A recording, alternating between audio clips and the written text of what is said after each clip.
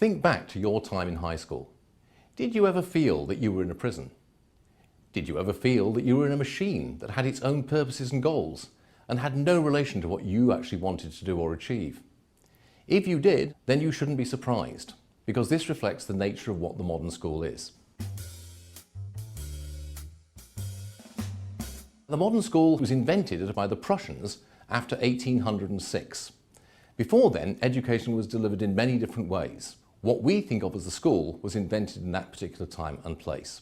And it was invented for a very particular purpose, which was to produce loyal, obedient subjects and soldiers, and people who would also be productive and obedient workers.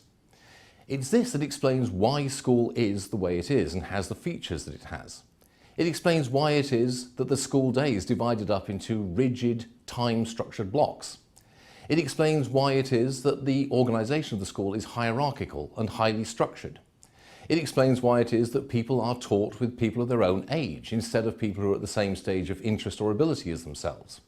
And it explains why in many school systems, one of the functions of the system is to direct people into particular life paths, to sort out young people into different kind of career groups. To the extent that education actually does take place in schools, it's a happy accident or a byproduct.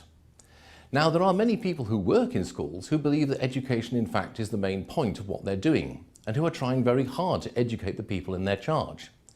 However, the problem is that the whole system they're working in, the way it's set up and the way it is organised, is hostile to that golden endeavour, so that they're in the unfortunate position of constantly trying to push water uphill, if you will, and any success they have is gained against the odds. What we need to realise is that education and schooling are not the same thing. In fact, because we think that schooling is the same thing as education, we have a radically impoverished idea of what education is and could be. Why, for example, do we assume that education should only take place at one stage of a person's life? Education is something that can take place at any stage in someone's life, and indeed should do. Why assume that we have to educate people of the same age altogether? Surely this is a crazy way of doing it. Why do we have to deliver education in the highly structured and formalised way that schools require us to do it in? Education is something which will be central to most people's lives. What we need to do is to get away from the idea that schools are the only way in which we can deliver education.